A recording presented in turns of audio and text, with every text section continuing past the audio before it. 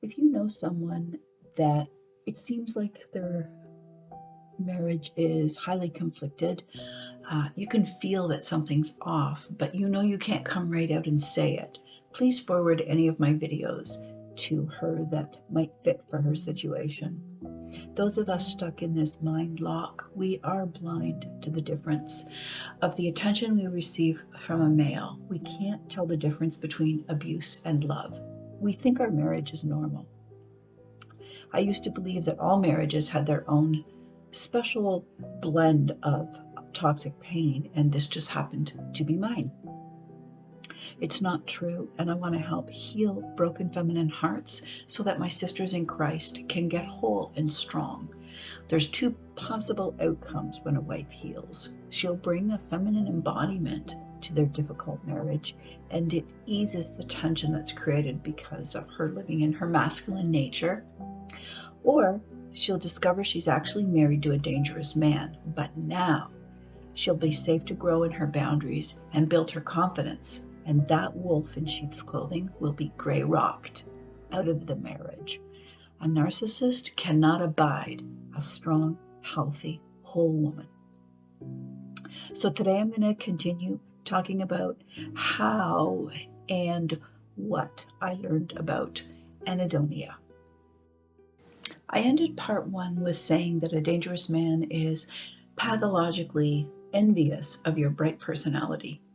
Any happiness or success that you achieve or are striving for, they want to kill that in you. They want to kill your happiness and everything, including goals, hobbies, all activities, all friendships that bring you laughter and delight. Not just joy as in gratitude, but that fill you with enjoyment.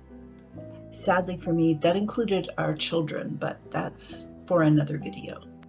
I remember when I would be recounting a story to him, and I would be laughing in enjoyment of sharing something. Unfortunately, whenever it was not related to him, and I would be recounting a story about something that happened, he would say things like, "Be careful," or "Don't hurt yourself." What you'll notice is a severe awkwardness. If ever he tries to compliment or acknowledge or celebrate you, it will not feel good. It'll feel jilted because he's trying to hide the envious sneer that lives inside of his soul. But it just ends up looking inept or clumsy, like bumbly socializing. I don't want to go into why they do it. That's not the scope of this channel. I don't really care about the covert narcissist. I care about you and your experience.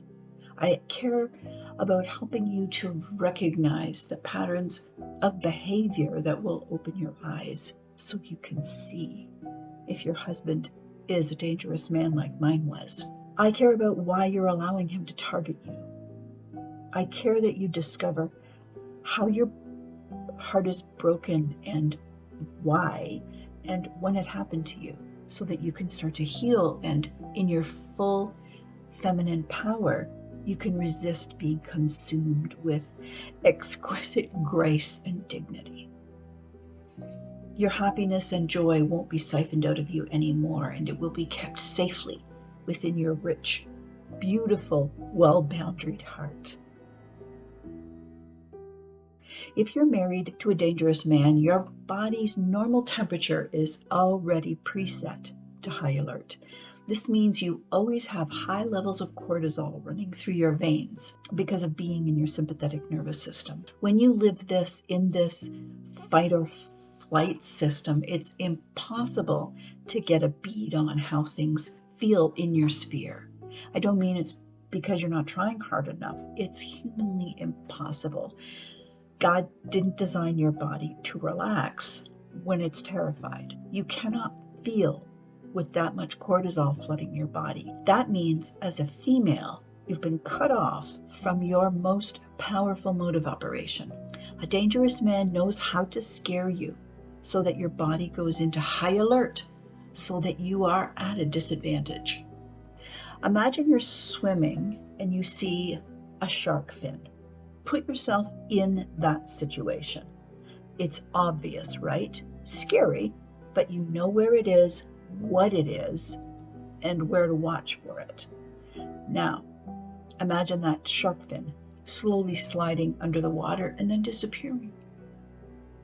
This is the same feeling you experience living in the ambient abuse of covert violence. You always wrestle with it. Is it real? Is it not real? Did I really just see that? Did I really just hear that? Where did it go? Where did it come from? If it was real, when will it strike? Will it be a small bite or a massive chunk? When will it strike? And then you think, okay, wait a minute. I'm in a pool. It's safe. I know I'm safe. No, you're not safe, and your body knows it. You can try and lie to your body through your thoughts, but your body will never accept it, and she will never lie to you. Having to be that vigilant inside your own home, where you're supposed to be safe, where you should be able to relax and recharge and be your unfiltered self, takes up a lot of your energy, and you don't have a whole lot of desire or strength left to develop yourself, your kids, or any friendships. Your body is focusing all its resources on trying to protect you. That's one of the main functions of your brain is protection. It's humanly impossible to be relaxed and happy at the same time when your body feels unsafe and unprotected. The two operating systems are at odds with each other. If you're an HSP like me, you've got a huge capacity for empathy. But if you're unhealed, that means you have no boundaries. And you more than likely don't know that you don't have them. You think you do.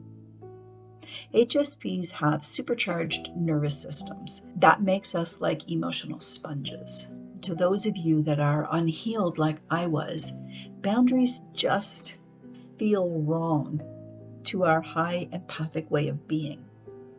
It felt mean to me, even sinful, to not let others take advantage of. This is something I suggest you dig into. From the research I've done, damaged and unhealed HSPs are the easiest and best targets for covert narcissists. Because our capacity for empathy is so large, we don't give up on people, ever. We are boundaryless. We don't just give second and third chances to abuse, but thousands of them, and we think it's grace. According to the research so far, the studies are showing that God created 20% of every species to have sensory processing sensitivity. I've put some links in the description box if you want to have a look at it, and I really want to encourage you to check it out. It will help you heal. So, when we have zero boundaries, it's open season, and you absorb all the toxic negative energy from every interchange. Everything is always your fault. So the weight of all my ex-husband's negative emotions, along with wondering if that shark was real or not, if it was going to bite me, I ended up loving Mondays and hating Fridays.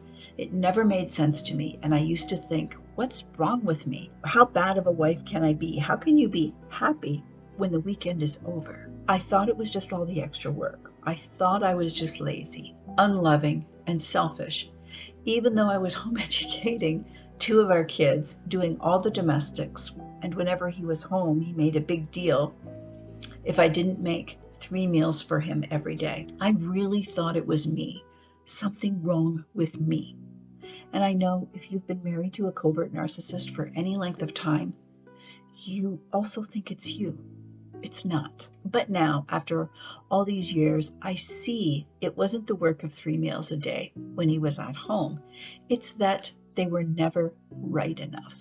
There was always some criticism. Too hot, too cold, not enough on the plate, too much on the plate, undercooked, overcooked. He always said, "Thank you." But then at some point during that evening or the next morning, there'd be some comment like, "I guess I'll have to go and buy something to eat since there wasn't enough at supper." Or, "I feel kind of nauseous. Are you sure the meat was okay? Did you try something different in that sauce? You must have made it a different way. It didn't taste the same as last time." Or something to make me second guess myself. I tried so hard to make it right and make him happy, but it never happened. You know why? Because I took a lot of pleasure in serving my family with my culinary skills. I worked hard at them. It made me happy, and the kids loved being in the kitchen with me. Yet, somehow, I believed I was still always lacking. Somehow, some way, because it was never good enough. I was never good enough. But it wasn't me. It was his toxic but invisible energy that I was absorbing. That's what was devastating to my physical and emotional and mental strength. I want to digress here a little. In the narcissistic abuse recovery space, there is something called projection. That's a misnomer. They don't actually put emotions or feelings inside of you. Like demons can't do that. They can only induce from the emotions and feelings that are from your own soul. My ex-husband didn't reach inside me and plant his insecurity and self-doubt and self-loathing inside of me. He's not a magician. He's evil, not magic. The reason I want to clarify this is because as long as your focus remains on the other person, you can't take responsibility for your own healing and growth. As long as I focused on him and I struggled with his sin towards me, although it's not right, it was impossible for me to see in my heart where I needed recovery. Not the sin I do to others. That's one area about sin. I'm talking about the other side of the coin, the sin that was done to me. All we're ever told is to forgive. That's actually the smallest bite towards the wreckage that someone can do to you. The healing, that's where the real work is. If you can't see your own broken woundedness, you will never be able to ask the most important question of yourself. Why am I allowing it instead of stewarding the body and soul that God created me to inhabit? Getting healed, healthy, strong, and whole is what will stop the abuse from entering your sphere. You know why? Because an unhealthy man is repelled by a healthy woman. Darkness hates light and can't tolerate it. When you prioritize the gift of your femininity, your abundant emotional talent, instead of devaluing your feminine feelings, you will build your boundaries. Boundaries are your kryptonite against wolves in sheep's clothing. Boundaries aren't built arbitrarily or in a vacuum. They are a manifestation of taking responsibility to govern your own healthy priorities, their spiritual, mental, and emotional wholeness. God comes first, then you, then others. You cannot love others as yourself, Mark 12:30, until yourself is as has a healed and whole heart.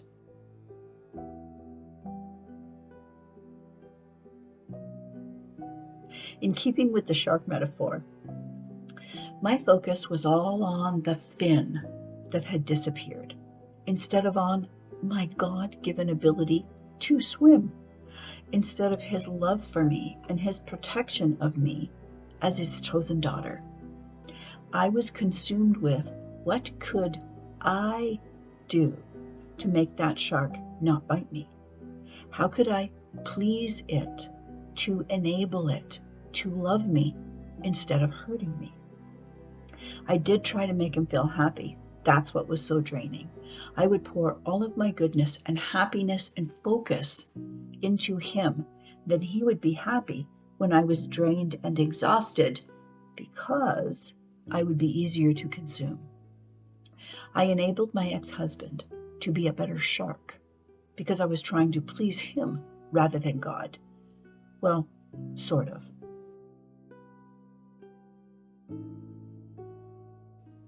Invalidation is the most used tool in their wheelhouse for the effect of anhedonia. Invalidation is about where the focus is. Failure focus versus success focus. Imagine you're a child and you've just colored a page on the right side of a coloring book. The one on the left is uncolored.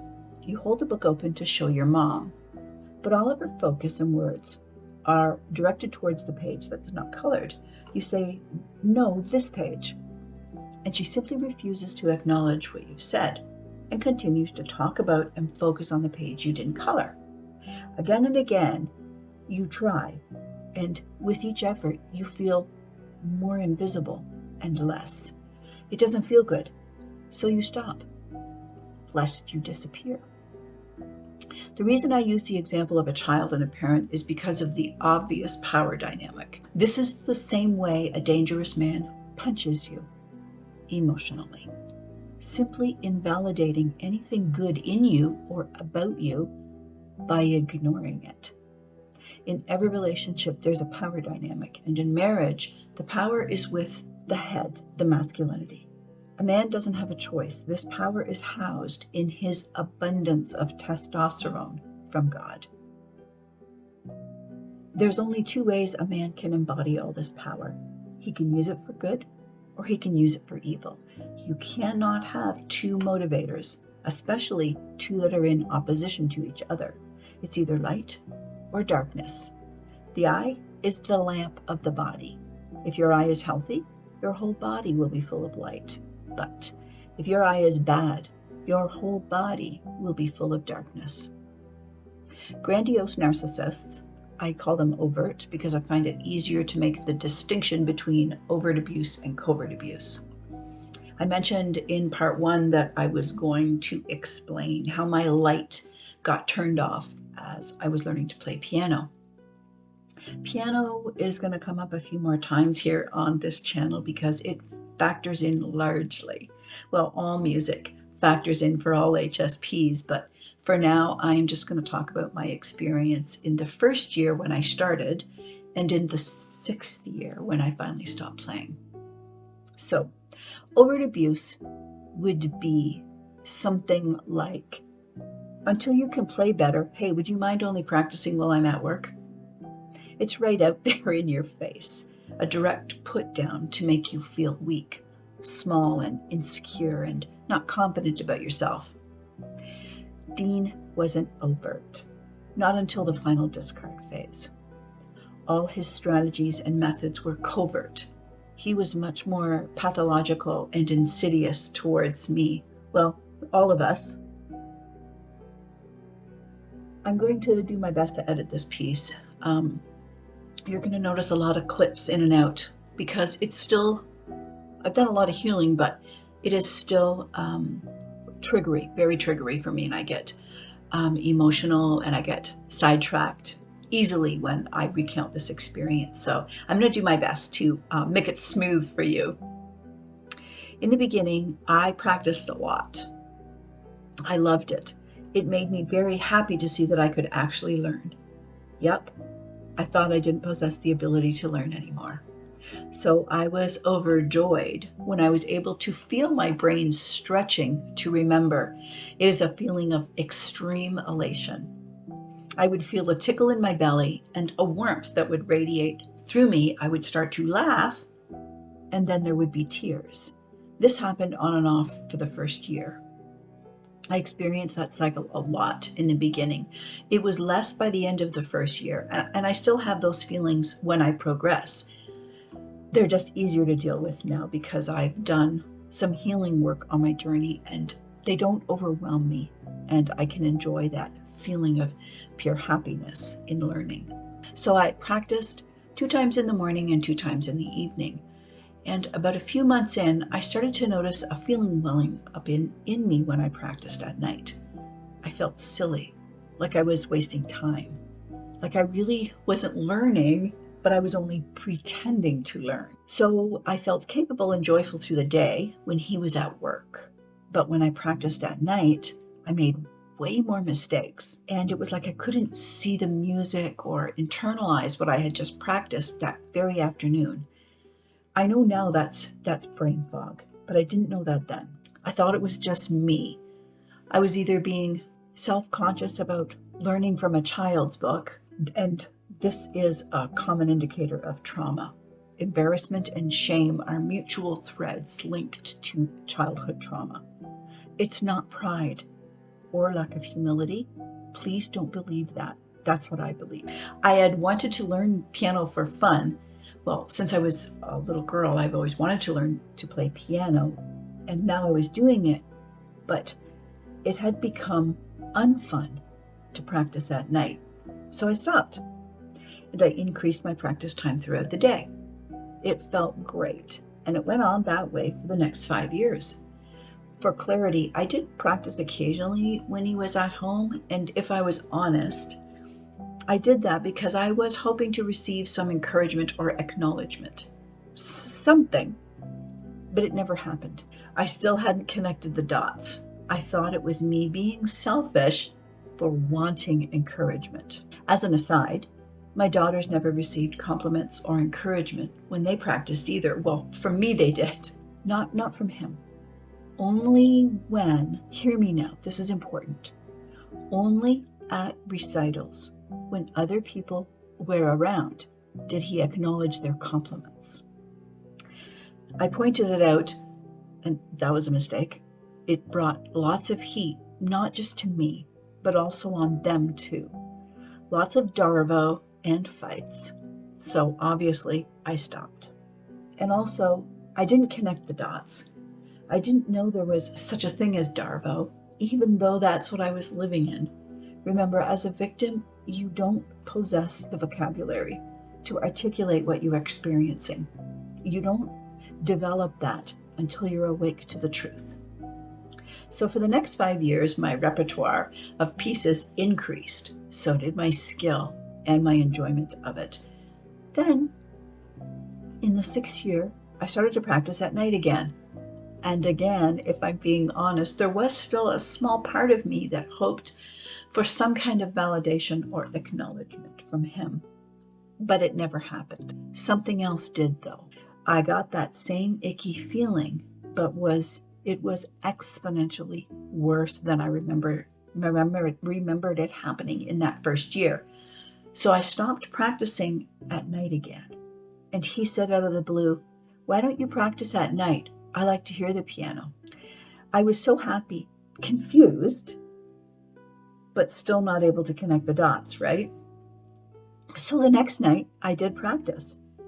I had just started to play, and he walked up behind me, put his hands like on the small of my neck where your neck joins your shoulders. So they were half kind of around my throat and half on my shoulders. And he started to massage my neck. It felt awkward, uncomfortable, confusing. He never does this. He never touches me this way, even though he knows how much I like it. Why now? The next night, I sat down to practice, and I heard him get up from the table and walk with a heavy foot, and he stopped at the doorway for about 3 seconds, and then he continued down the hall. It felt creepy, but I didn't like that feeling and the fact that I was able to identify it, so I buried it. On the 3rd night, he walked really heavy again on his feet past the doorway and didn't stop. It felt weird. On the 4th night, I didn't even get to start playing. As soon as I walked towards the keyboard, he picked up his keys and went outside. I didn't realize it until afterwards, but for the next week, it was like I was reliving that first year when I started to play. I went back to practicing throughout the day. I didn't know why. It just felt better in my feelings to practice in the day. Whenever I practice at night, I could not do it. I felt nauseous. My mouth actually filled with saliva like I was going to vomit. That's how visceral the feeling was, and I couldn't focus. This cycle continued for about 6 months. Then came the day I decided to give it up. Whenever my daughter had come to give me lessons, I started to feel sheepish, like I hadn't practiced enough, like I was actually at my limit and not able to learn anymore. And I was regressing in my mental capacity. I felt embarrassed. That was the goal of his abuse, to get me to believe that I was incapable and mentally deficient. My daughter said later, she would tell me, she noticed that it was getting longer and longer between songs. She said that she thought it was just a season I was going through. And for the record, she was adamantly against me stopping. She wanted me to work through it, even though she didn't know what was going on, and get to the other side and not give up on piano. But I'm her mom. What could she say? She was sad, and so was I. It was a great experience having my daughter teach me, but now we would no longer be sharing that. And I was lesser of a woman than when I had first started the venture. I talk about this all the time. Plausible deniability is a key element that fuels covert abuse. Crimes of omission, not crimes of commission. No one, I mean no one, can see what's happening to you except you, because it's all inside you, hidden. No one can see the marks they leave inside you on your soul, your heart, and mind, because no one lives inside your feelings except you. Closing thoughts. First, shh. Don't say a word about this to him. Discovering that your husband's dangerous is a scary place to end up. It's never where you thought you'd be, and it feels like an unreality. But your silence about your awareness of what he really is, that's your safety zone. And always remember, a clueless guy that causes dysfunction and seems difficult, he's not dangerous. But the malignant man is not clueless. He just pretends to be difficult and dysfunctional so that he can hide how dangerous he is.